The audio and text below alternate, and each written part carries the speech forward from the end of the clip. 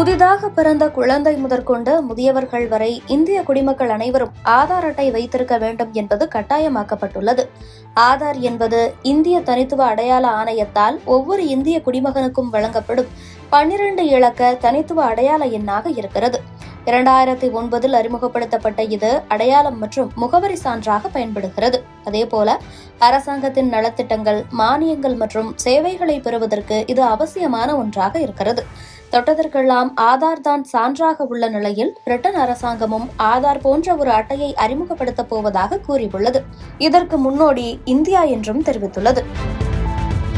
அதாவது இங்கிலாந்து பிரதமர் கீர் ஸ்டார்மர் இந்தியாவில் உள்ள ஆதார் டிஜிட்டல் அடையாள அட்டை திட்டத்தை மாதிரியாக கொண்டு இங்கிலாந்தில் பிரிட்கார்டு என்ற பெயரில் புதிய தேசிய டிஜிட்டல் அடையாள திட்டத்தை கொண்டுவர திட்டமிட்டுள்ளார். இந்த திட்டம் சட்டவிரோத குடியேற்றத்தை கட்டுப்படுத்துவதை முதன்மை இலக்காக கொண்டுள்ளது என்றும் அண்மையில் மும்பைக்கு வருகை தந்த பிரதமர் ஸ்டார்மர் இந்தியாவின் தனித்துவமான அடையாள அட்டை முறையான ஆதார் திட்டத்தை மிகப்பெரிய வெற்றி என்றும் பாராட்டியிருக்கிறார்.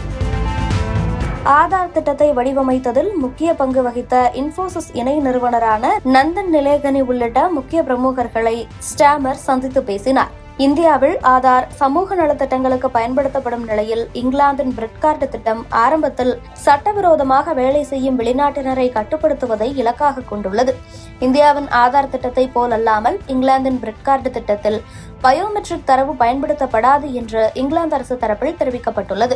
தனியுரிமை கவலைகளை தவிர்க்கவே இந்த முடிவு எடுக்கப்பட்டுள்ளது. இந்த அடையாள அட்டை தொடக்கத்தில் வேலைவாய்ப்பு பெறுவதற்கு மட்டுமே கட்டாயமாக்கப்படும். புதிய டிஜிட்டல் அடையாள அட்டை குறித்த அறிவிப்பு வெளியானதிலிருந்து இங்கிலாந்து பொதுமக்களிடையே ஆதரவு குறைந்துள்ளதாக தகவல்கள் தெரிவிக்கின்றன. தனியுரிமை மீறல்கள், தரவு பாதுகாப்பு சிக்கல்கள் மற்றும் அரசாங்கத்தின் அதிகப்படியான கண்காணிப்பு குறித்த அச்சங்கள் காரணமாக இந்த திட்டத்திற்கு எதிர்க்கட்சிகள் மற்றும் சில தொழிலாளர் கட்சியினர், நாடாளுமன்ற உறுப்பினர்கள் மத்தியில் விமர்சனங்கள் எழுந்துள்ளன.